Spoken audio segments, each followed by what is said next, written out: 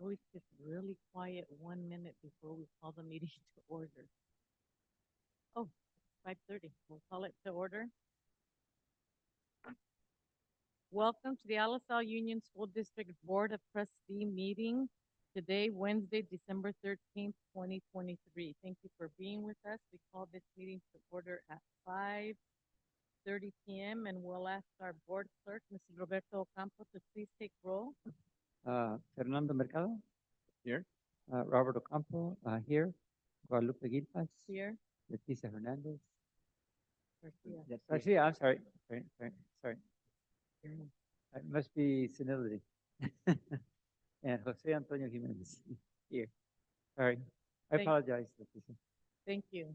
Thank you so much. So I spent most of the day today looking at how organizational meetings will run in other districts, and I learned some things. And sometimes here at the dais, everybody knows who the board members are, but sometimes not the other cabinet members. And one district introduces everybody, and I wanted to start that on my last meeting, So, anyways, I'm going to introduce the cabinet. From the right here is Mr. Raiz Abbasi, Associate Superintendent of Business Services. Ms. Monica Ansel, Associate Superintendent of Educational Services. This is our attorney, Manuel Martinez. Of course, the boss, our superintendent, Mr. Koenig. And then to my left here, Arturo Duran, Assistant Superintendent of Human Resources. And then at the end, Ms. Sofia Ramirez, Administrative Assistant to the Superintendent. So many people may tune in for the first time, so we thought it'd be nice. I thought it'd be nice if we knew who we all are. So we'll continue on to the Pledge of Allegiance, and we have a new employee in the district, Mr. Sean Posey, and we're going to ask him to please lead us.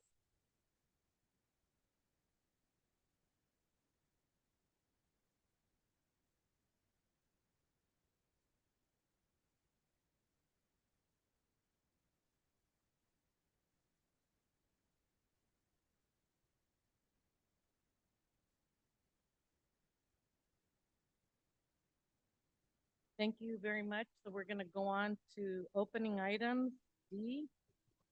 And this is our spotlight. This is an opportunity to feature up to a 3-minute presentation on the positive things that are happening or taking place here in LSL throughout the district. Do we have any spotlight, Superintendent? Yes, Board President, we have the LaSalle Rotary here tonight. Ralph Martinez, the President, Irene Merrill, the Secretary, Manuel Pimente, and others that they may introduce. And they've got some things to say and present to us. Mr. Martinez, being the President, would you like to? Sure. Yeah. Well, first of all, thank you everyone for having us once again. I'm really going to make it really short because I did very little other than just Terry, who headed this project from Mexico.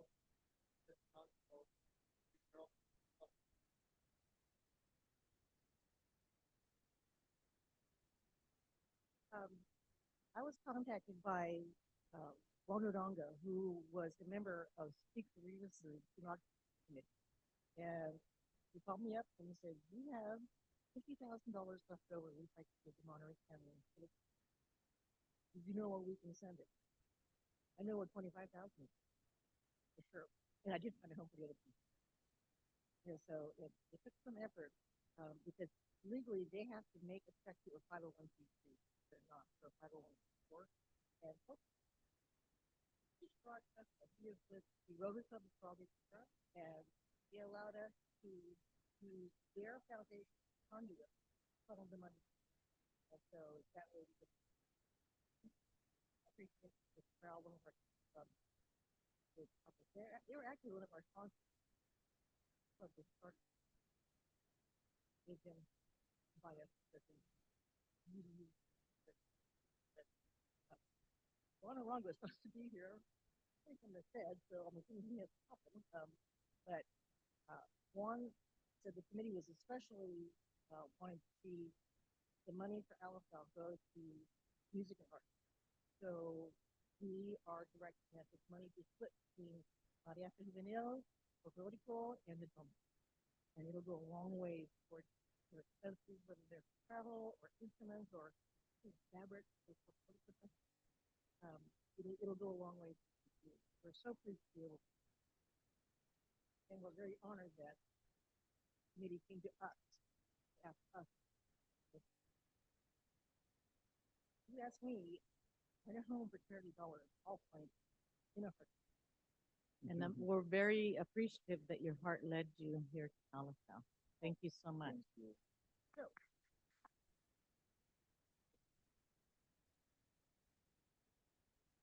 first, would come out over your face.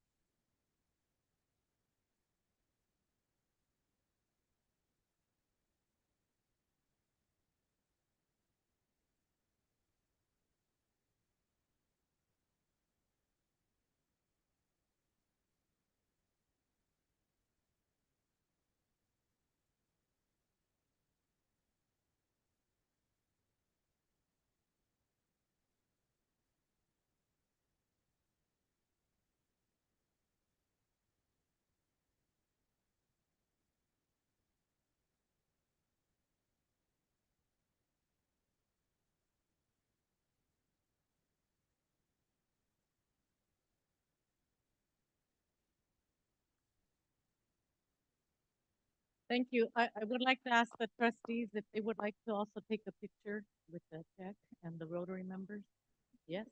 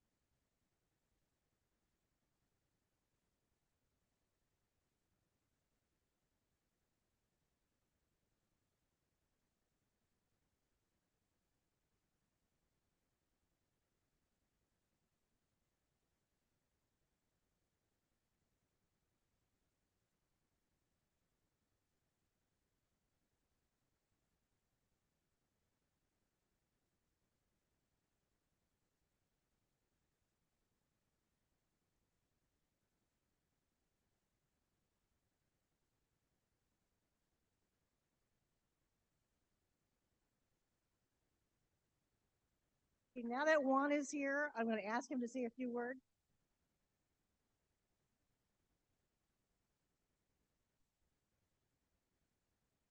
Juan?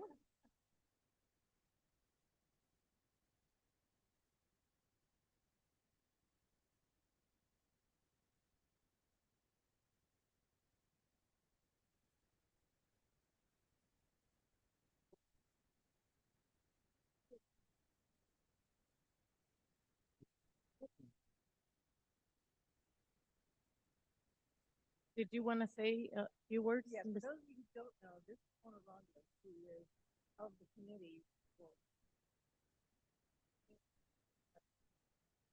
him, I today. Thank you. Good evening. Apparently I'm late. I didn't know that. I'm sorry. It's part of getting old. Speaking of getting old, one of the things that happens is you can't remember what it is you want to say.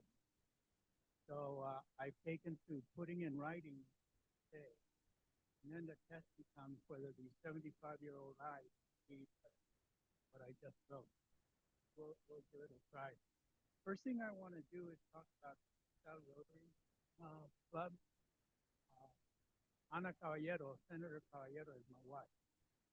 She and I are immensely proud of being associated with the Rotary.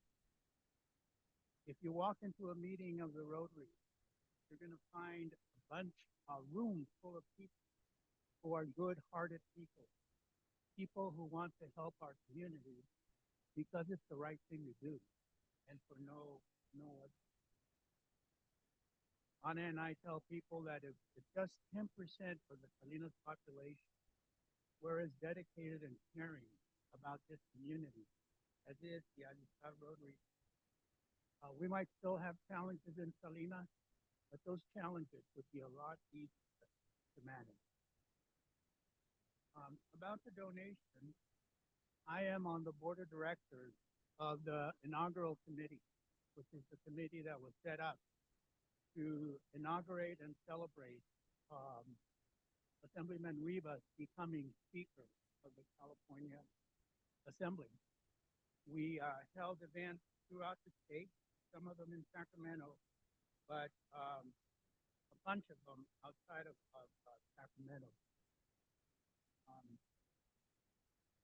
With the help of the Alisal Rotary Club, our committee decided that we wanted to make a contribution to the Alisal Union Elementary School District for its after-school program. The Rotary, obviously, Senator Caballero, myself, and Speaker Rivas know about the after-school programs of this school district. I can divert for a while. I got here in 1974 to be an attorney for farm workers, and this school district was a mess. To see how far the school district has come under your leadership and the leadership of your recent predecessors is personally immensely gratifying to me. And that's one of the reasons that I suggested to the committee that your school district be the recipient of a $25,000 donation for your after-school program. And I'll close just by saying something you'll be happy to hear. This is a donation. It's not a grant. We don't require any reports to come from you because we trust that you will put the money, you will use the money for its intended purpose. Thank you very much.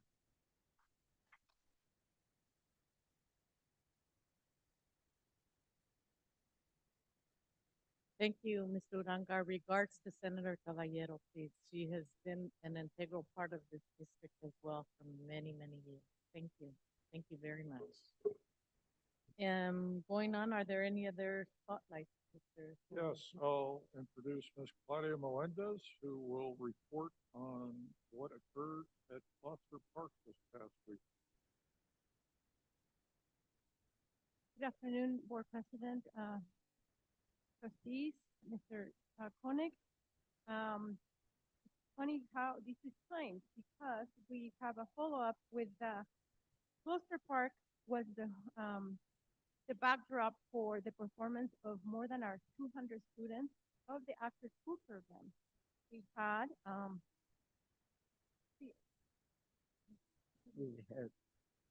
yes, I was supposed to delete that and I did, but I didn't do it on the proper one. But thank you so much for your patience. more than 200 of our students performed this weekend, this Saturday on the Christmas on Gloucester Park. The guitar ensemble made their debut this time. It was more than 50 students who just began learning guitar and other string instruments this semester. This is the expansion of the program, and the kids are they're great performers, and this was a very good song that they sang. And of course, we had also performance by Mariachi Juvenil Alisal and the drum line and color guard and the marimba ensemble. And we had also cheer. Cheer is being performing all over the place, and the parents are very excited about that as well. We also had a performance by our folklorical group, and we just wanted to bring that to your attention that they really were the highlight of the Saturday performances for the Christmas in Gloucester Park, which was so great. Thank you. Thank you very much. I understand that Santa Claus has a close relationship with the LSL Union School District. Mr. Tony Barrera, our councilman for this area, and also my husband. So it was a really nice event. Thank you so much. Thank you. And thanks again to the LSL Rotary. Moving on. There's one. Oh, I'm sorry, there's another spotlight. Excuse me. Yes, at this time, I'd like to ask Mr. Arturo Duran, our Assistant Superintendent of Human Resources, to introduce our recently appointed district administrator. Good evening, everyone. Buenas tardes a todos. It's my pleasure to introduce the newest members of our management team, our newest administrators. And I'll start off with Rosa Carranza. She's not able to be here with us. She's currently taking classes. And she's going to be the assistant principal at Martin Luther King. Moving on to Jesus Godoy, and if you can please stand up, Jesus, and wave. Jesus Godoy is the assistant principal. He's going to be assigned at Barden starting January 4th.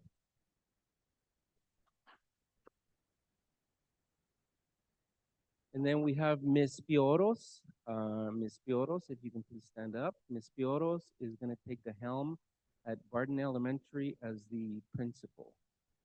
Welcome. And last but not least, we have Mr. Sean Posey. If you can please stand up. Mr. Sean Posey is going to serve as the interim Human Resources Director at the district office.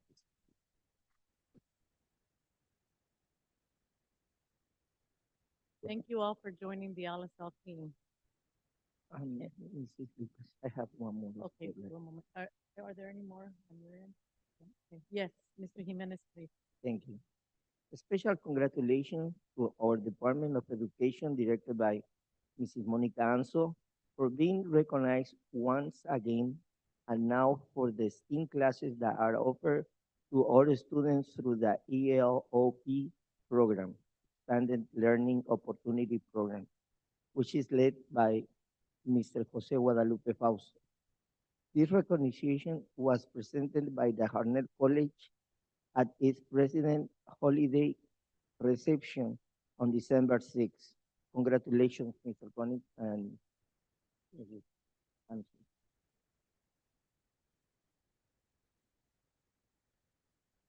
Thank you. Are there any other spotlights?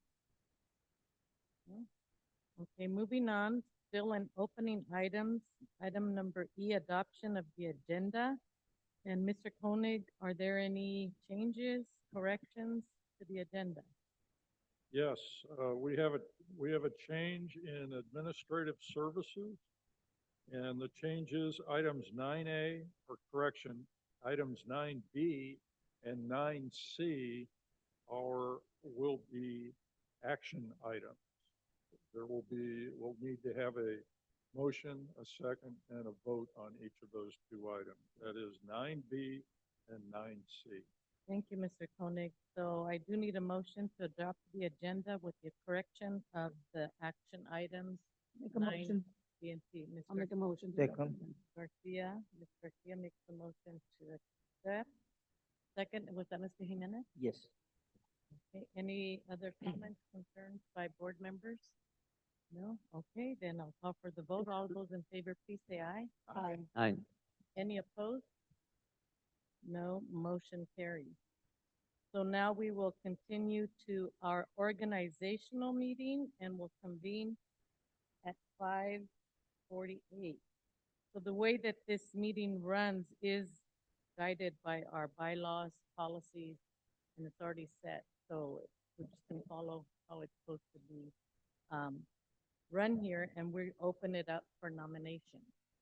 Okay, because we're not a board that just assigns or takes turns with president or clerk or vice president. The board votes you in. So we're gonna start on the nomination of board president. So I am opening the floor. So do we have a nomination for board president? I'd like to nominate Leticia Garcia for the board president. Okay, do you accept the nomination? You. Okay, Mr. President, so, oh, thank you. So we do have a nomination for for Mrs. Garcia. Okay, so now do we have any other nominations for the office of board president? Yes, Mr. I nominate Mr. Mercado. So we have the second nomination of Mr. Mercado. So now we will move, any other nominations for board president? Okay, so now we will move on to the vote. I'm gonna close the nominations for board president now, since there are no further nominations, and we will move on to motion of accepting Ms. Leticia Garcia as board president.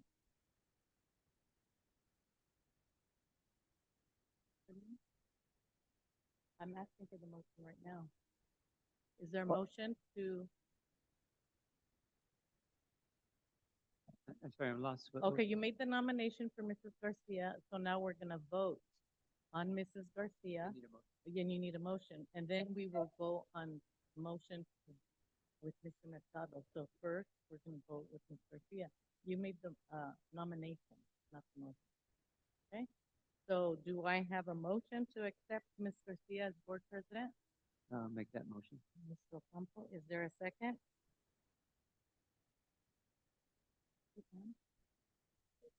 I second it. Ms. Not Garcia sure, seconds. it. sorry. Okay, so now I will call the vote. All those in favor? Oh, excuse me, thank you. Comments or discussion? Okay, so now I will call for the vote. All those in favor, please say aye. Aye. Okay, all those that are not in favor, nay? Aye. Nay. So 3-2. Nay. 3-2, the motion does not carry. Now we'll go into Mr. Mercado, and he was nominated, and now we will vote on that. All those in favor of Mr. Mercado, Fernando Mercado being the board president, please say aye. Aye. Aye. Aye. Any opposed?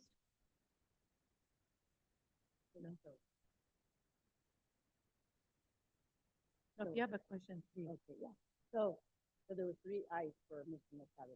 Yes. So, okay, so, I mean, I guess in my defense, I think I'm opposed, but because I just nominated myself, but, And you can do that. So 1 nay. I don't know. I'm saying no, but, I mean, I'll support whatever the board, Okay, so right now, the board has decided, in the democratic process, with all due respect to all board members, it was 3-2, so that 3 are in favor of Mr. Mercado. And you can vote nay if that is your, well, because you voted aye already. Are you changing it to nay? for myself. I think I'm a little confused. Okay, So that, I mean, I don't want to oppose Mr. Mercado, right? So I was nominated. I mean, so there was 3 to Mr. Mercado and 2 to me. So it's then it's carried to Mr. Mercado, Yes. correct? yes. Thank you, Ms. Garcia. And you did accept the nomination, correct? Yes. Okay, thank you. And I feel I missed for I missed that Mercado. part, and I thought I was doing so well. Okay, thank you. Thank you. So congratulations. And Okay, so the vote passed Mr. Mercado as our board president, 3-2. So now we're going to open for board vice president. And I'm gonna make the first nomination if I could. Well, I know. I can. I'm gonna nominate Mr. Roberto Ocampo for board vice president. I'm fine. Yeah, thank you. I mean, can you hear me? Thank you. Okay, so I'm going to ask for a nomination.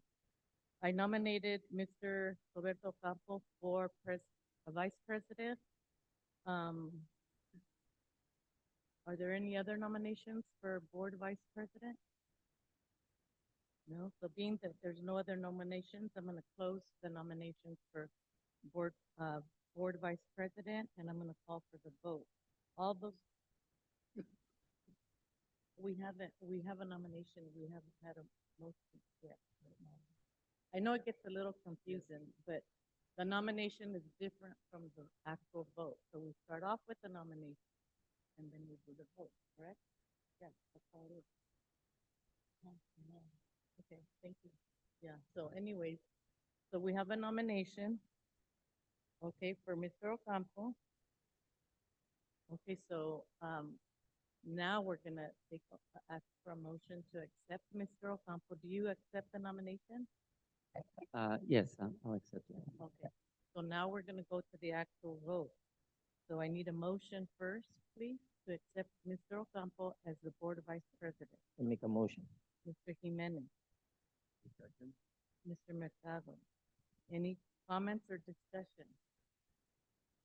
Okay, so, all those, if any, okay, no comments, discussion, all those in favor, please say aye. Aye. Aye. Any opposed? No. Okay, so now we're gonna go on to election of the board clerk. So this is a nomination, and we can have more than one nomination. Would any board member like to make a nomination? I'm gonna go ahead and ask them that, I'm gonna make the nomination that Mr. Jimenez become the board clerk. Okay, are there any other nominations for board clerk? Going once, no other nominations. Do you accept the nomination for board clerk? I accept. Mr. Jimenez? Yes. Okay, so now we'll go into the vote. Okay, so I need a motion to accept Mr. Jose Jimenez as the board clerk. Can I get a motion, please? Yeah, I'll make that motion. Mr. Ocampo, is there a second? I second. Ms. Garcia, thank you. Any more comments or questions? Okay, all those in favor, please say aye. Aye. Opposed? Good. Thank you. So now, we're going on to the appointment of the board secretary, and according to board bylaw 9122, the governing board from the LSL will appoint the superintendent to serve as secretary to the board. The secretary to the board shall be responsible for maintaining all accurate and complete records of the proceedings of the board. And there's a list in the policy if anybody's interested, but I'm not going to read them all. So in this case, it will be the secretary. We still have to vote on the fact that we're going to appoint our superintendent, Mr. Koenig, as board secretary, but I still do need a motion. I'll make the motion. Mr. Mercado, make a Second. motion. Was that Mr. Jimenez? Yes. Okay, any questions on this or concerns? No? Okay, all those in favor, please say aye. Aye. Aye. Opposed? Congratulations, Board Secretary, Mr. Koenig. So then, we're gonna go on to our representatives, okay? And this is also, goes by nomination. So again, we're going to go to, G, appoint the representative for the Monterey County School Boards Association. So would one board member like to nominate another board member, or you can most definitely nominate yourself? This is just a nomination. I nominate Mrs. Garcia. Ms. Garcia. Okay, do you accept the nomination, Ms. Garcia? Mhm. Accept. Okay, thank you. Are there any other nominations? Any comments or concerns? I think they meet 3 times a year, I think. And then there's a big kind of, I don't know, luncheon. It's kind of nice. I think you'll like it. Okay, thank you. So she has experience there. That's good to hear. So I need a motion then to appoint Ms. Leticia Garcia as the Monterey County School Boards Association Executive Council. I make a motion. Mr. Jimenez, and then Mr. Mercado second motion. Any more comments or concerns by board members? No, then we will, I will call for the vote. All those in favor, please say aye. Aye. Opposed? 5-0. H, appoint a representative for the Alasal Labor Management Accord, ALMA. So at this time, I will entertain nominations, or I'm asking for nominations. Mr. Mercado. I would like to nominate you Oh, for the okay. position. Oh, I accept. Any other nominations? have the same nomination. Oh, okay, thank you. All right, I accept. And are anybody else? No? Okay, then, now I'll call for a motion to accept of the appointment of myself, Guadalupe Lopez Ferreira, to the representative to the Alisal Labor Management Accord. So moved. Mr. Ocampo, is there a second? Second. Is, Mr. Jimenez? Any other questions or concerns on that? All those in favor, please say aye. Aye. Opposed? Motion carries 5-0, so congratulations to all. Thank you for being patient with me on that. So, still under the annual organization meeting is the calendar of regular board meetings. Mr. Koenig, would you like to review those briefly for us?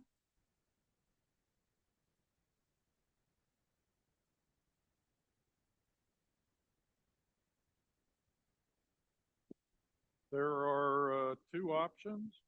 We have the option A is the same as the current pattern for having board meetings. That is, normally board meetings occur every 3 weeks. The beginning with the first meeting, which is scheduled for January 10th. The second option is having meetings every 2 weeks, basically 2 meetings a month. Under the first option, there would be a total of 17 meetings during the course of the year, 17 regular meetings. Under option B, we would have 20 meetings during the course of the year, 20 regular meetings. In addition to these meetings, there may be workshops or special meetings called for one reason or another during the course of the year. But option A, every 3 weeks. Option B, basically every 2 weeks. Thank you. Board members? Yes, but for right now, I'm gonna ask for discussion. Oh, well, no, actually, I'm gonna ask somebody. If I can make a motion. Mr. Jimenez. Second? Okay, after the second motion, are you No, are you I'll making? se- Second? I'll second it. Okay. Mr. Mercado.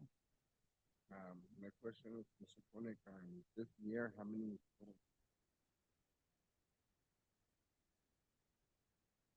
This year, we followed the same pattern as option A. So we actually had, I think, 2 special meetings during the course of the year. So we had a total of 19 meetings this year.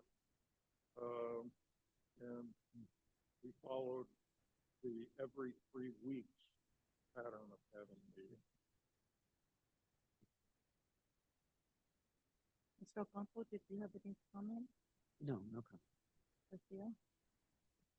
I just have a puzzle look on my face. 100% of the time. Thank you. Well, I just wanted to say that we used to, for years, historically, meeting every other week. And we had a former superintendent who's the one that changed it, but he changed it for the wrong reason. He changed it because he said it was just too much work for staff. And yet, and that's what he told the board, and yet that's what we work for. We work for the community, we work to get business done. And sometimes things come up and you need those board meetings, but it seems like with having them now every 3 weeks, the district has not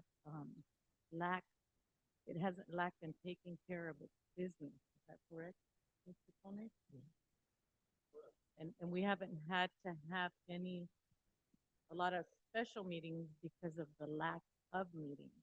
So I, for one, I'm okay with the 3. So the 3 weeks is which one now?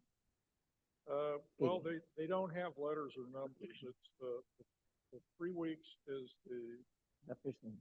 the first one. I know, but for the sake of the minutes and what we're voting for, we cannot just put the first one. Before, I think you called it A and B, or 1 or Okay, 2. yes. Can you Option title that? A, option A will designate as being the every 3 weeks option. Option B is every 2 weeks. Okay. So I do have a motion for Mr. Jimenez, a second from Mr. Ocampo. So in this case, I need to discuss the calendar. Now I need a motion to accept either A Or the- or B. A is every 3 weeks, B is every. Mr. Mercado. Second.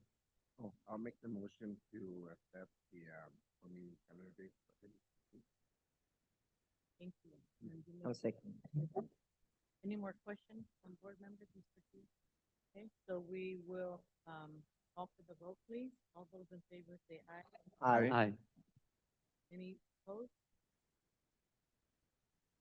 No? Okay, thank you. So we will, that's the end of the organizational meeting at 6:00. Oh, no, we have one more item and then we'll adjourn the organizational meeting. Adopt regulation number 232410 for authorization of signatories. Now, could you briefly, tell us what that is, Mr. Palmer? Yes, the district is a legal entity. It's able to enter into contracts. The purpose of this item is to designate those district officers who are eligible, who are able to sign contracts for the district, binding the district to basically pay for services in most cases. The resolution appoints myself as one of the two that we've had for quite a while, and the second person, the second officer who's designated to sign contracts for the district is the Chief Business Officer, Mr. Abbasi. That's what we're recommending, and that's what we've been doing for a couple of years now. Thank you. So I do need a motion on this action item. Make a motion. Mr. Jimenez. Second, Second. Mr. Ocampo. Thank you. All those in favor? Aye. Aye. Aye. Any opposed? No. So now motion carries 5-0. So now we'll adjourn the organizational meeting at 6:07. Okay, moving on to item number 3, public comment concerning items on the open session agenda and/or non-agenda items. Guidelines, there will be a 2-minute limit for individuals and a 20-minute limit on total public comment. There is no ceding of one's time to other individuals. Individuals wishing to address the Board of Trustees on open session agenda items and/or other items may do so at this time, starting at 6:08. And we do have, Jacqueline Bose, please.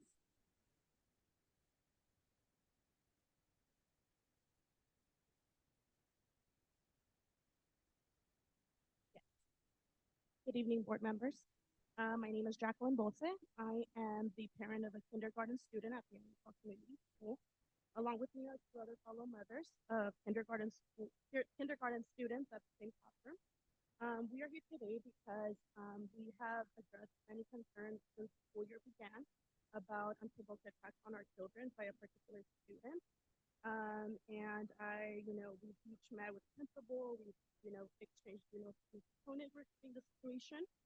And we're now halfway through the school year and the student still remains in the classroom. These unprovoked attacks have happened in the classroom, on school grounds, playground, cafeteria.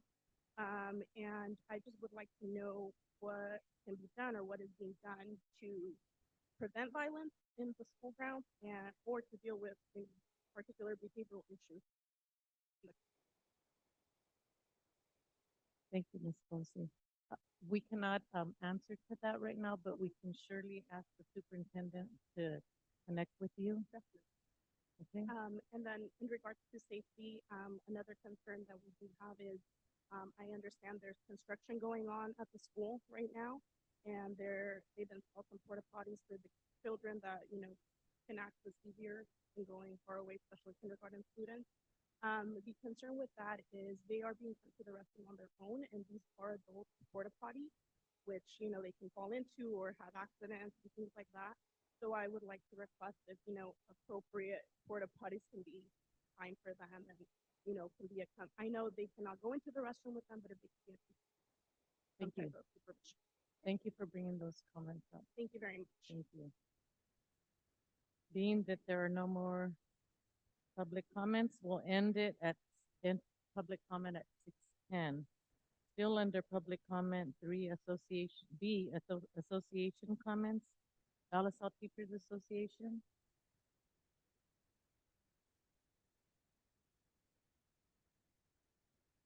Good evening, President Gilchrist and Superintendent Electronics and the rest of the cabinet board members. I'm your pastorista for ATA. During the last meeting, I sometimes the open negotiations for 23, 24. Apparently, I forgot to verbalize or cite the articles. The articles are 6, the salary, and 7, benefits. Thank you. And before I go, I just want to wish happy holidays. Thank you, Mr. Pastoriza. Thank you. California School Employees Association, Chapter 577, please. Good evening, Board President, Ms. Lopez Barrera, board members, and cabinet.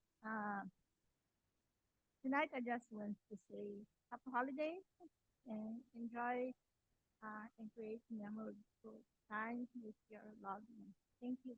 Thank you very much. Is there anyone here for the United Substitute Teachers Union? Thank you. Going on to number 4, presentations. Our first one is budget presentation 2023-24, first interim budget report.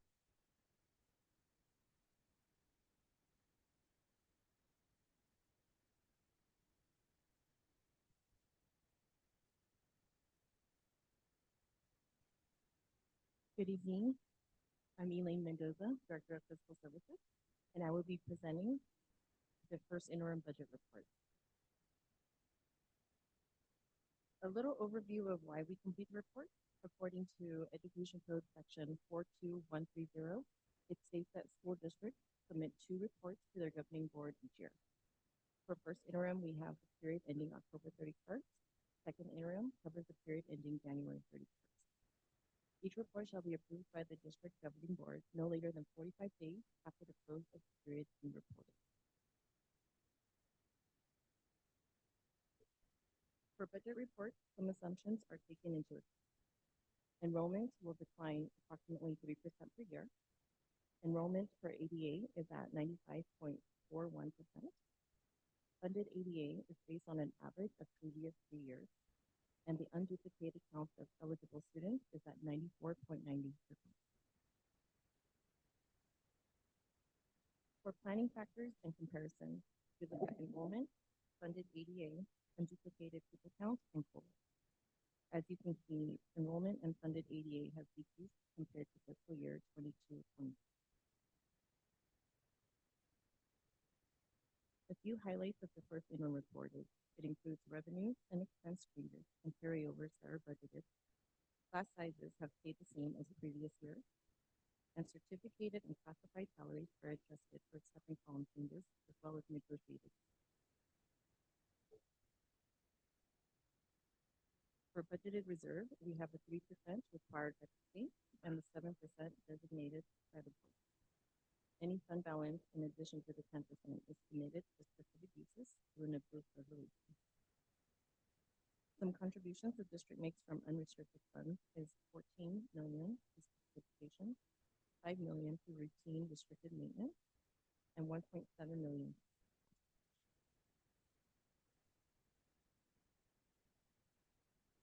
We will now look at general fund increases and decreases. For revenues, we have an increase of $32.9 million. Expenditures, an increase of $52 million. The beginning fund balance is an increase of $11.8 million, leaving an ending fund balance of a decrease of $7.3 million. The commitments, there's a decrease of $12.5 million, and reserves with an increase of $5.3 million. The percentage has stayed within that. 1. We have broken down the general fund into the total and distinguished the amount between the unrestricted and restricted funds. So here we have the breakdown and the makeup of the total general.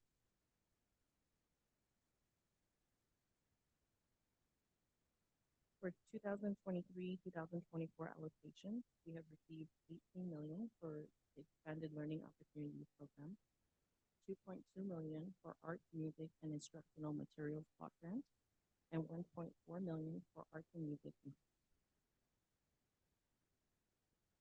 In the budget report, we made multi-year projections. Some assumptions we made are class size, which is maintained at current level. Reserve is maintained at 10%. Fund balance above 10% is committed. And step and column adjustments for eligible.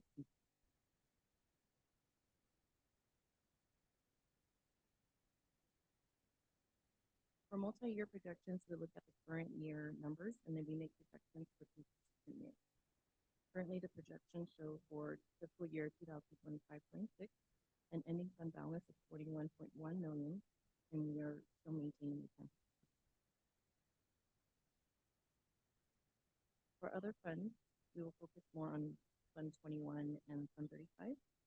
For Fund 21, there's an ending fund balance of 0.3 million, and Fund 35, an ending fund balance of 25.8 million. For next moves, we have negotiations with bargaining partners. The second interim report, which will be presented on March 13, 2024.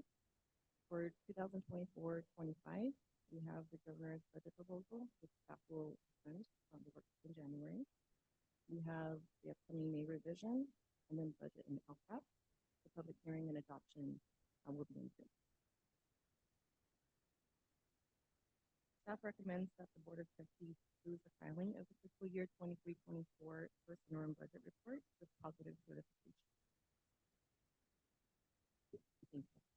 Thank you. Are there any questions from trustees? Yes, Mr. Ocampo, please. Yeah, I was just curious, I guess what's getting us through every year is the carryover. The carryover doesn't come from the reserves, all right? It comes from, where does it come from? From the balance that's there like at the beginning of the school year before we get the money from the state, or?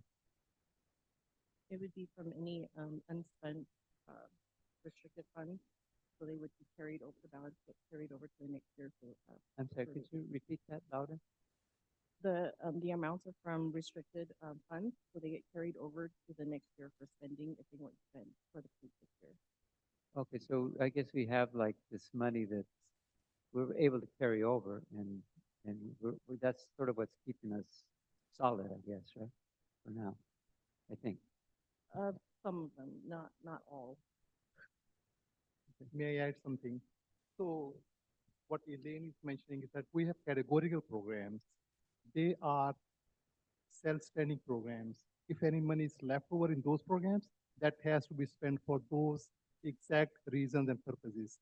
That is not our operating money. Only unrestricted general fund is our operating general fund. Only that money is our actual fund reserve. Only that money can be used for any reason. If we have any money left over in ELOP, ESSER, Title I, Title III, that money cannot be used for operating reasons or purposes. That money stays in those programs. So that's a carryover, but actually we cannot use that for any purpose. We cannot use that money to pay our bills. We cannot use money to pay our utilities or salaries for all general employees. That money is spoken for other reasons as well. That's what we call a carryover. Mr. Mercado, any questions? I'm more of a comment, Ms. Gilbert. I'm glad that we're receiving positive certification for the next 2 years.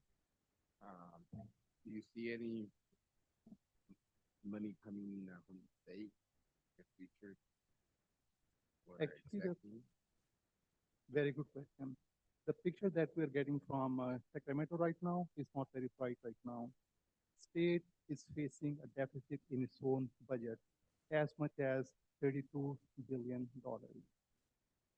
As a matter of fact, the COLA that we were expecting about 3.94%. Now the news is going to be about 1%. So actually our revenues are going to decline because of that. Not very bright picture from state level. We are ignoring all the one-time monies that we used to get because that's not going to happen. But as a matter of fact, in our general fund, the LCFF money that we get, which is our basis for everything, that is going to decline in coming years, next year, and the next 2 to 3 years. But actually, we are going to get more detail on January 17th. And right after that, January 17th budget workshop, we are going to come back to Board of Education, probably end of February, and make a presentation about that, the budget scenarios that we are going to get for next year and the next 2 years.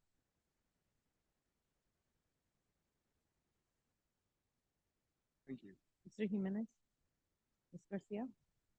It's kind of the same comment. I mean, it's been spread all over the news that we're looking at higher rates with the budget. So, I mean, I'm glad to see that, just like Mr. Mercado said, that we're, you know, we made projections, but I think we're going to come back in January and go. It's a problem. Thank you. I did have a question. No, any more questions from board members? I did have one question. If you could refer to slide number 7, please. And the numbers in red, the last column, increase / decrease. And then the 19.1 million, can you elaborate on that? Is that a deficit? That is the difference of our expenditure. So we've increased in expenditures for the first interim compared to our. Oh, okay, so it's not a deficit of 19 million, or it is? It would still be. So does that take spending, or could you please elaborate on where we stand on the red? The red. Well, part of that is money we've already received. That was in like the expanded learning opportunity program. We received about $21 million over the past 2 years, and we did not spend any of that money during the first year, so we are obliged to spend that money now. So I think most of these funds are funds that we've already received that we're obliged to spend by a certain date in the future. In many cases, by the end of June of 2025. And so we have to deficit spend because otherwise we can't spend money that we've already received. Okay, so what does deficit spending mean?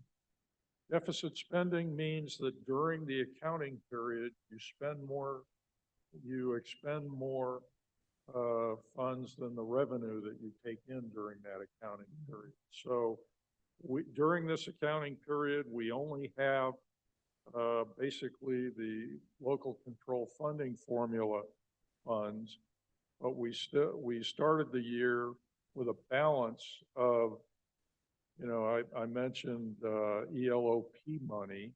We also still have some of the COVID funding that we received from the federal government, from the state.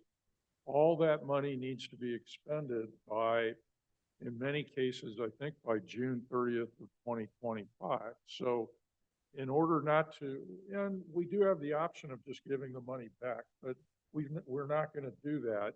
In order to get the best that we can for the LSL students, we've got a plan to spend all that money before the window for that money closes. So what I'm understanding is we're deficit spending because we didn't spend the millions that we received. Well, it was when we received the money, in many cases, it was 4-year money that we received. For example, the learning loss recovery grant was a multi-year grant that we received all the money, but we were given 4 years to spend it. And so we've planned those funds to be spent over times when we did not receive any revenue. You know, we got that money in many cases, like in 2022, I think was the last big pile of pandemic dollars that we received. So in 2022, 23, we didn't receive any more money, but we had money to spend. So that becomes deficit spending. And we're probably going to see this again next year because we're still going to have funds that have to be spent next year. Well, I'm thinking that normally even households or any businesses don't have too much money to spend, and it doesn't seem like it should be too difficult to It's assign it. It's right? not difficult to spend it, but it's just, you know, we were given a wide period, a very broad period during which to spend it. And we want to make sure that we get the most bang for all those bucks that we got. So we are spending it over a longer period than just 1 year. Thank you. So thank you for answering that. The expanded learning, the after-school programs, how is these funds connected to that? Because I'm not really thrilled with what happened for our intercession during Thanksgiving intercession with so many, not that many students, so many teachers, so many things. I mean, we can sugarcoat that, but a lot of money was spent. Some teachers only had 1 student, 2 students. This is wherever the money's coming from. I mean, it's coming from somewhere, and I think that we just need to keep an eye on that. And I think that everybody knows that, so that that doesn't happen again, because we don't have the dollars to throw up in the air like confetti. Dollars are coming from somewhere, and mostly it's coming from the taxpayers. So I was just concerned that this 19 million and then the deficit for the general fund continuing here, it's like 53 million. So that's a lot of money. And so just to know that we're aware, I think the board's aware of what happened, and you know, we're not the experts you are, but we're trusting that the money is spent when it's supposed to be spent so that we don't have to be deficit spending. And my last question is, even with the deficit spending, we can get a positive review, a positive certification? Yes, we can. Anytime we have a deficit spending, it means we are using our fund balance to pay our bills. Luckily, we have good fund balance. Beginning of this fiscal year, we have about $100 million beginning balance that we are using up. Most of that is categorical money, which is ELOP, music, arts, and block grant, learning recovery block grant, coaching and coaches grant. So we have a large number of categorical programs, and that is paying for bills. Slide number 11, which is multi-year projection, that also reflects that we are going to deficit spend. We did that last year, we're doing it this year, and we are going to repeat that pattern in the next 2 years. We are going to pay our bills using our reserves, our ending fund balance. As Mr. Koenig said, that's the money we have already received, but we are spending that over a period of 4 years, 3 or 4 years. That keeps us solvent and positive in the next 3 years. Well, thank you for answering my questions. That would be it for me, and thank you for presentation. Thank you. Okay, so moving on now to board member and superintendent reports. Oh, I'm sorry. Oh, that's right. Dr. Hernandez. I missed the Christmas tie. Thank you.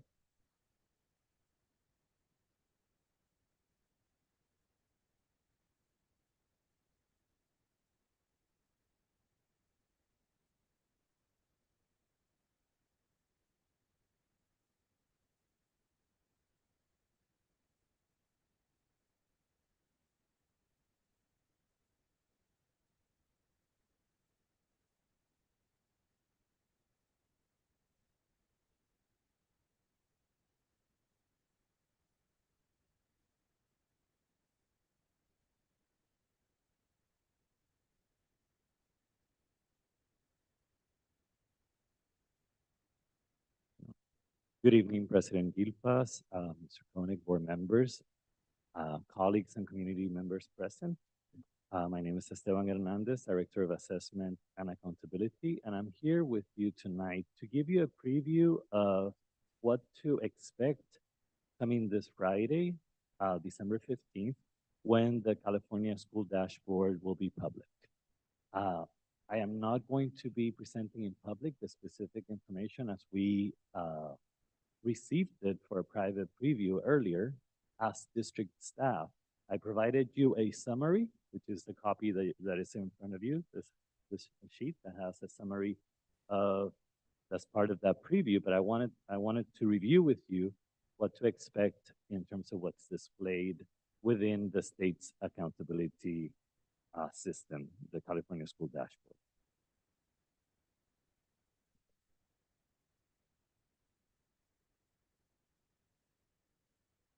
So every year, the state releases the California School Dashboard. We had a pause with the presentation because of the pandemic. And last year, we only received the report that was on status, where schools landed in terms of the state indicators that are reported based on where they were based on the performance reported during the 21-22 school year. Because there was no comparison year, they only reported where schools and districts landed for the 21-22 school year. This year, with the second year to provide for comparison, the state is reinstating the colors that are part of the methodology that I'll share with you right now. So the state will be reporting publicly on the following indicators. These are called the state indicators. On chronic absenteeism, on suspension rates, on the English learner progress, on graduation rate. For ALASAL, we will not get a color on college and career because our district is an elementary school district. We will get a color based on English language arts and math. And we also get a score based on the presentation of information related to our local indicators, which are the ones that say standard met. For basic conditions, for implementation of academic standards, for parent and family engagement, for local climate, and for access to a broad course of study. So all those will be reported as well. This is an example. These are not the colors for ALASAL. Those you will see on Friday when they become public. However, I gave you on this sheet a preview, and you can see, if you look at the last row where it says district in each table, what the expected color will be for each of the indicators. The top table shows you the results for ELA. The middle table shows you the colors expected for math, and the bottom ones, and the top ones are for the two of the academic indicators. The bottom one has three tables, one for chronic absenteeism, one for suspension rates, and one for the EL progress indicator. The one to the far right is the EL progress indicator. Again, the colors that are representative of the district are the ones at the very bottom of each of the tables. And why is that important? Because in a moment, I'll explain to you how that relates to district's differentiated assistance.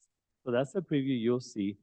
The colors indicated for each school are the overall expected color for that particular indicator. On the top ones, you see on the left, right, on the left tab or in the left column, you see the school name and the color that is expected for ELA. The next table, you have the colors expected for math. And on the bottom, you see the colors expected per site for chronic absenteeism, suspension rates, and for the EL progress indicator. But the display that you'll see on Friday is like the one you see on the screen right now. And we will have one like this per district, and every school will get one like this as well. So all the colors that you see on these pictures right here or on these displayed here, come from methodology that is used as part of this 5x5 color scheme. So like I told you last year, we only received information related to the performance level related to status. Each of the indicators has a set of cut points.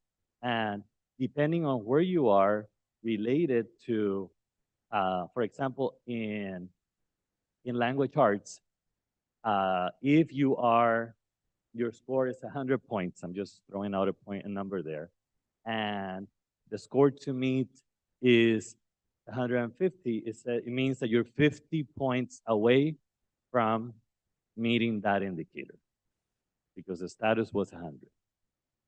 100, if the score to meet is 150, then you're 50 points away. So that would be the distance from the goal. So this year, we're not only getting a status, we're getting the comparison of the status between 21-22 and 22-23, which gives us the change that is described at the top. So whether we had significant change, for example, a significant decline, whether we had a decline, whether we maintained, whether we increased, or whether we significantly increased. It's a little bit complicated because the goal is to be in blue. That's the highest performance level that we want to shoot for, to hit blue. But it's kind of confusing because for the academic indicators, you want to be in blue by increasing significantly. For the non-academic indicators, you want to get to the blue by decreasing significantly because you want less chronic absenteeism. So you get to blue by decreasing the rate of chronic absentees. You get to blue for suspension by decreasing in the rate of suspended students. But the bottom line is we want to be at the highest performance level, which is the blue. Here, the sheet that I gave you gives you an indicator, an indication of what we previewed that displays where we would be in terms of site overall performance for each indicator and color. And also the bottom row, like I said, would be indicating the color achieved as district. Now, we've talked before about differentiated assistance, and the state would come in and indicate to us, because of your colors on the state dashboard or the performance that's reported on the California State Dashboard, which is like our report card, if you will, we need you to connect or commit to an action to address the deficiencies, if you will, in performance. And that's called differentiated assistance. To qualify for differentiated assistance, you need to have reds in an academic priority or indicators related to an academic priority, as well as reds in a non-academic priority. So for example, you see priority 4, you have 2 indicators, ELA and math, and English language progress. If one of those were red, along with chronic absenteeism from priority 5, then we would be qualifying for differentiated assistance. So considering that, you would look at our district results and the colors for our district, and you could gauge whether we could be in differentiated assistance because of being red in, if we were to be red in an academic, in a non-academic. But that is looking like our improvement is going in the right direction. And as you will see when it's previewed or when it's released publicly, and from this preview, it is likely we will not qualify for differentiated assistance. Again, red in an academic and a non-academic. The academics are ELA and math, as well as EL progress, and the non-academics for us would be chronic absenteeism and suspensions. Now I will entertain any questions you may have. But again, this is a private preview, a preview of what was released privately.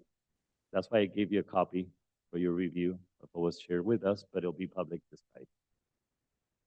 Thank you. Board member comments or questions, Mr. Jimenez? Ms. Garcia? Can we comment on what you gave us? I mean, On the this process. is private, not. This is private. The information that I gave you in terms of the current result for ALISAL is private. That's why I gave it to you and it didn't include it on the presentation. But I could come back at a later point and describe more. So we're not in, so the school district is not in different, or does not qualify for differentiated instruction, or whatever you call it. It appears as if we will not. So individual schools cannot, it has to be the district. It's a different process for schools. Along with the public display of the dashboard this Friday, the state will release the list of districts that qualify for differentiated assistance. The way I remember is district is differentiated. The sites will be listed through what's called comprehensive school improvement or additional targeted supports and improvements, CSI or ATSI. That list is released in the spring, in January. So first they release district level through the dashboard, the list for differentiated assistance.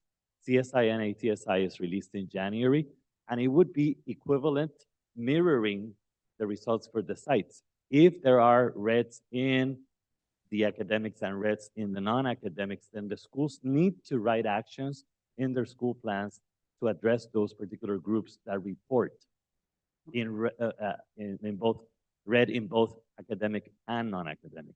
The numbers that you see here indicate the groups, the number of groups that will be presented on the dashboard per color. So those groups include students with disabilities, socioeconomically disadvantaged, English learners, as an example. So those vary because you have different enrollments for each of those categories per site. But those are the counts.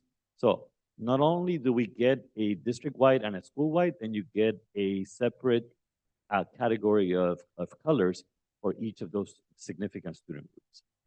And so based on that, and what you just handed us, I'm not sure if I'm reading this correctly, so there are going to be some schools that are eligible for ATSI? That's what we anticipate.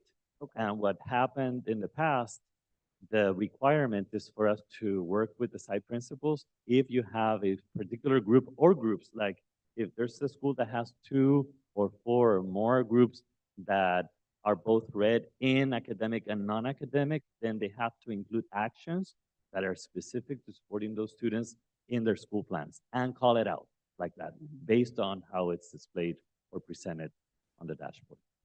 Thank you. Thank you. Mr. Mercado? Thank you. Where would AVA be placed here? They will not.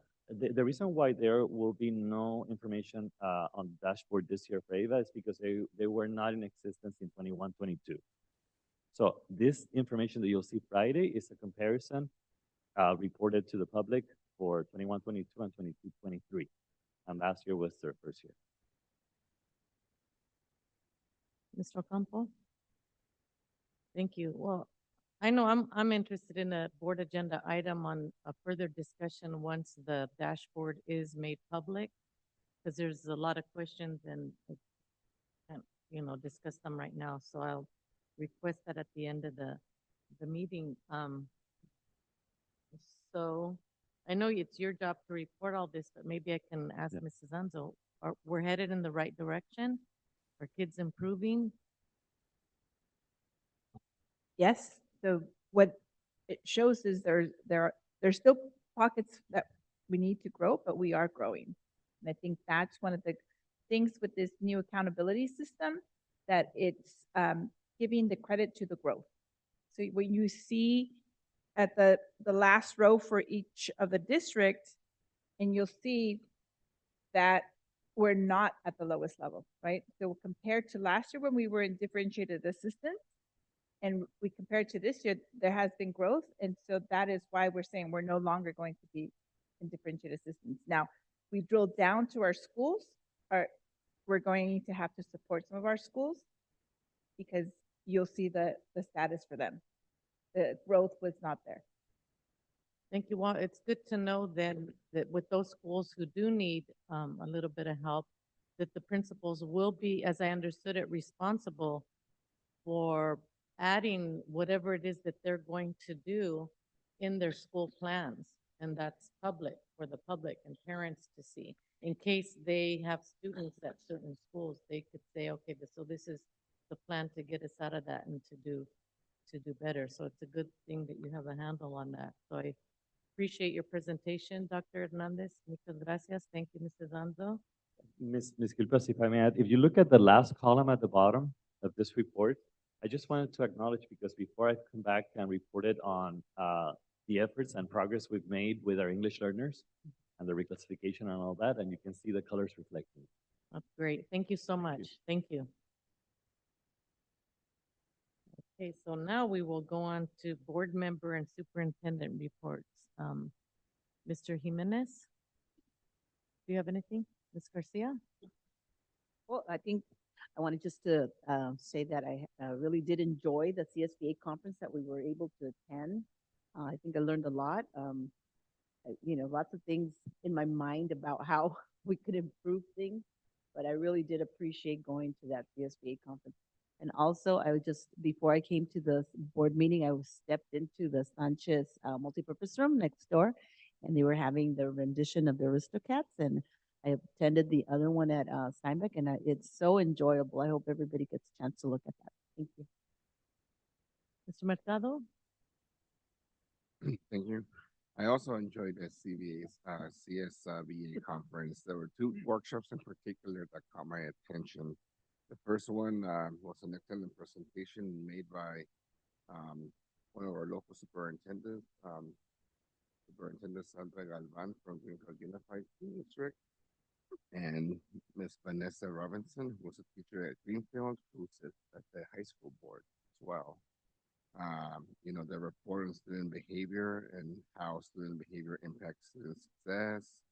When we're looking at best practices and resources to for responding for student behavior or traumas that they may have. We looked at state data. Became very enlightening, very important to look at. And, they also presented some other challenges that our local schools are facing. Challenges such as, how do you get students building relationships with, with adults on the school side, parents, how do you gauge that? Students lost opportunities with peers that are in isolation and whatnot. Some of the social traumas that impact that particular community, like our community. And, this is very informative and eye-opening. We as a board, we are part of our community here, and we are, we do the best of our ability to guide Mr. Koenig to help us with those trauma practices. There was one quote that one of the panelists did say, and I'm going to quote, if data is predictable, then it is preventable. So I think we're going to look at the data and let the data be one of the determining factors, and how it's going to guide our district. Mr. Ocampo. Oh, I'm sorry. Thank you. Mr. Ocampo. To report that I had the opportunity last week. My wife and I, we attended a luncheon put together by the Bob Hoover Academy, which is an alternative program that works in conjunction with the County of Monterey. And it was really a cool program because the students get a high school diploma, but they also learn to fly airplanes, which is really cool. There's maybe only about 30 students in the program. It's really hands-on, and it's STEM. A lot of the stuff they do is geared towards, the STEM disciplines.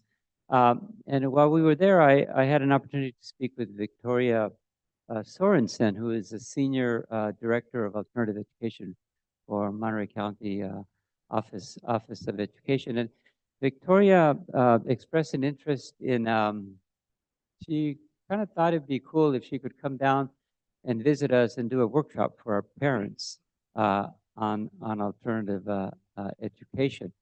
And the way I think it would help our parents is that it seems to me that we probably do have parents who have children who are in middle school or high school who are not doing very well. It might be good if they were aware of all of the different forms of alternative education for middle school and high school for their students. And maybe if their students went, they got the high school diploma, they would become better role models for their younger children who probably come to our schools. So I sent Irma Lopez an email, and I told her about Victoria's interest, and asked her to look into it, and if it was possible to to get a hold of Victoria and see about the possibility of Victoria coming and doing a workshop. I mean, I know that the LaSalle Family Resources has a lot of work to do, and I know they've been doing a lot of stuff, especially during Christmas. And I also know that I am not the boss of Irma Lopez, so I can't tell her what to do, but I can kind of say, well, could you consider this, or speak to your boss, which is Monica, and see what she thinks about it, because employees should only have one boss, I think.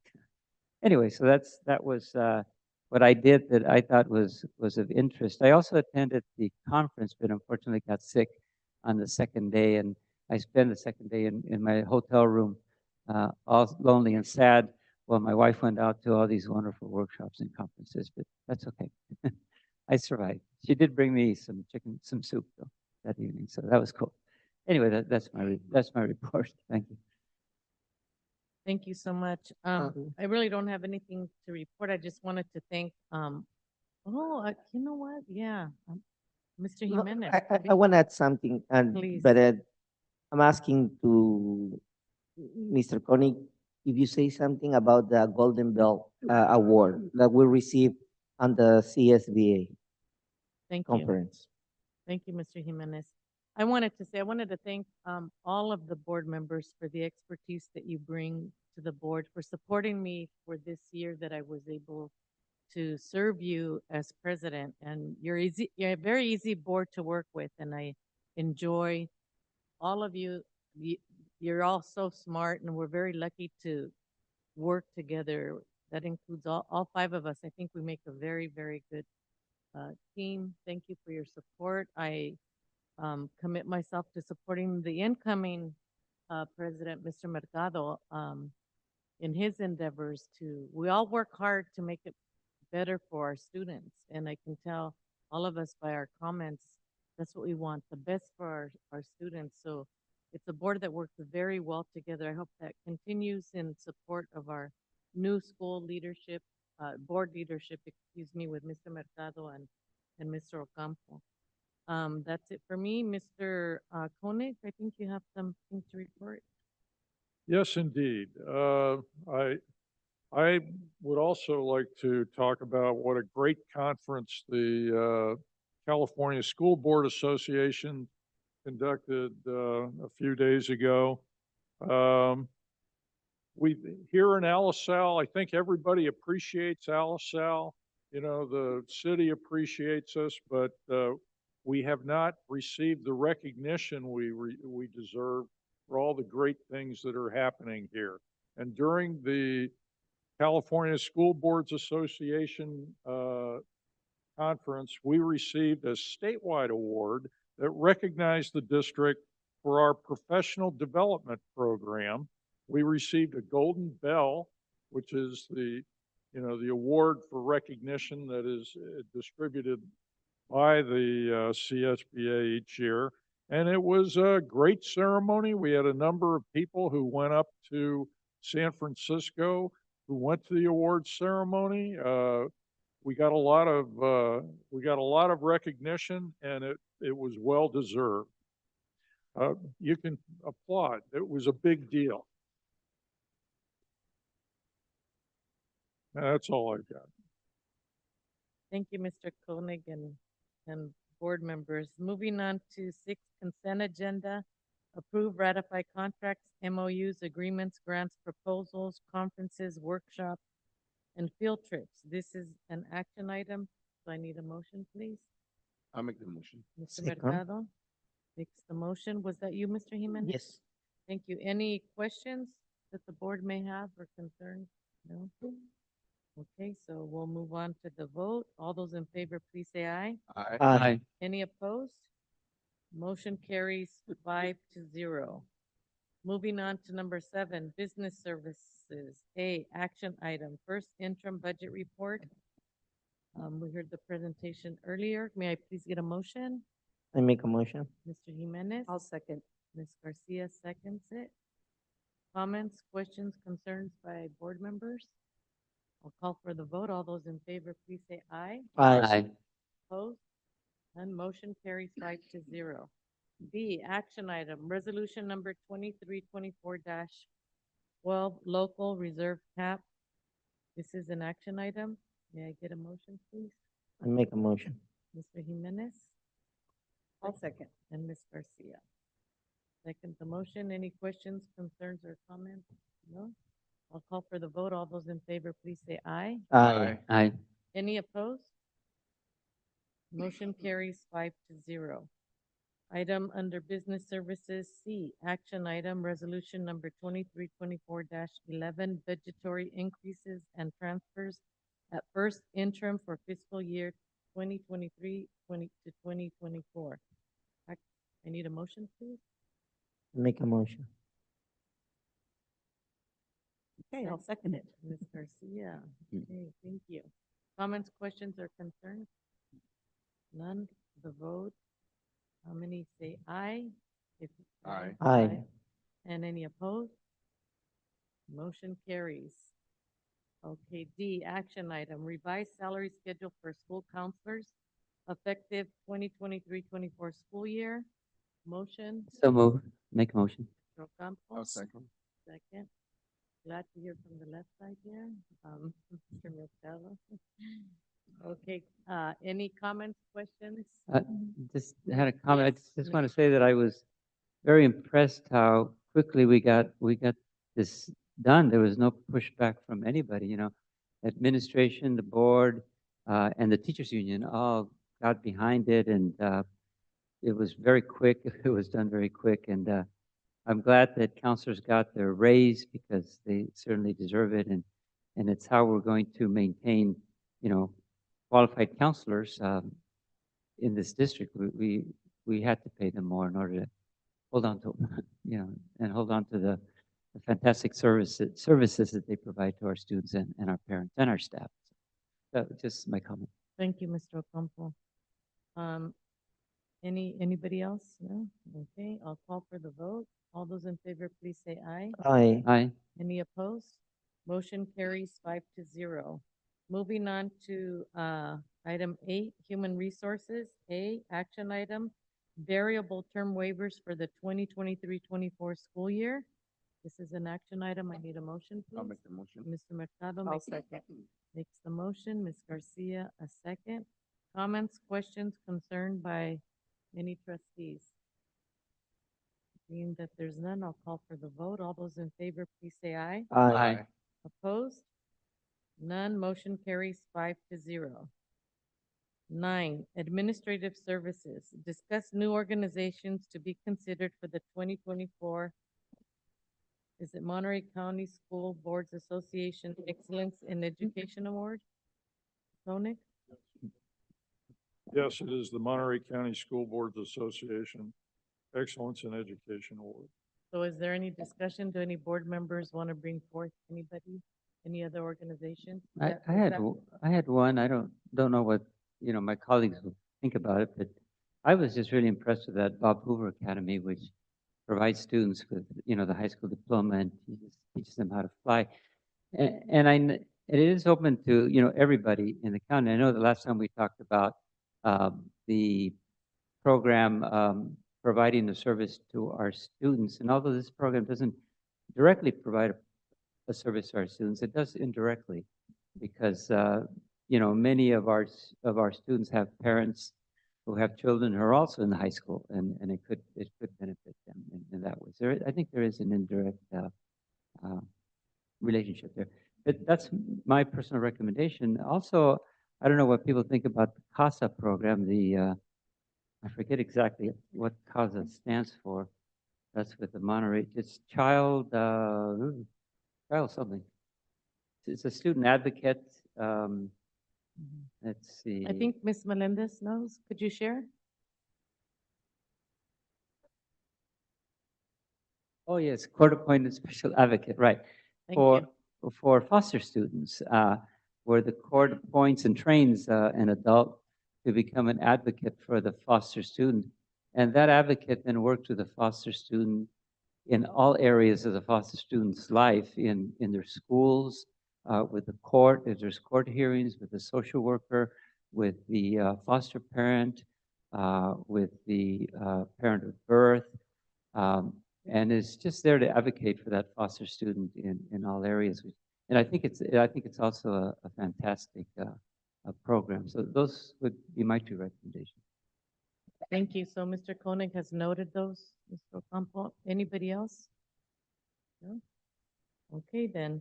I think that it's going to be a while that it comes back for a vote.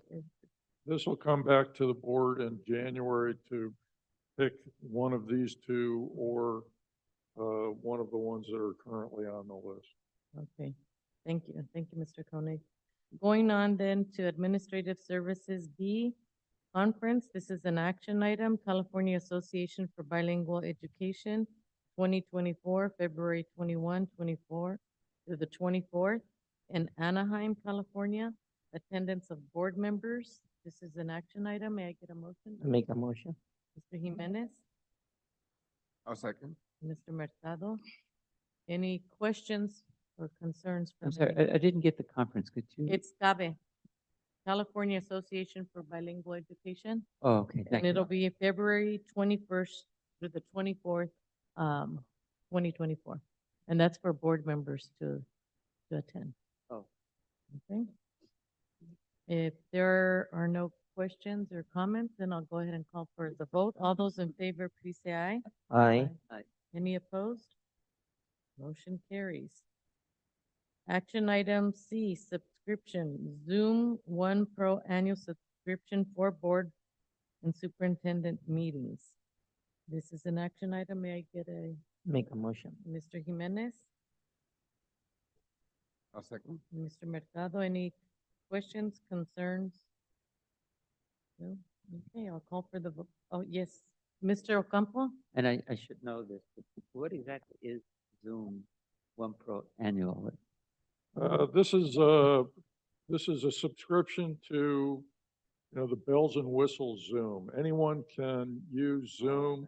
However, there's a limit on how long your Zoom meeting can be. And in meetings with the board, we hit that limit and then we were turned off. Zoom pulled the plug on our conference. This subscription, which we've been using for the past year, allows us to have Zoom meetings that can go on forever. I mean, we're not going to have them that go on forever. What joy. Yeah. But anyway, it's a subscription if you want to have a Zoom meeting longer than 40 minutes. Any more questions? Okay, I'll go ahead and call for the vote. All those in favor, please say aye. Aye. Aye. Opposed? None. Motion carries 5-0. 10, future agenda items. We're gonna have a presentation on the Family Resource Centers and then a discussion on the community members' use of the facilities. 11, future meeting date will be January 10th. Oh, I thought, yeah, excuse me.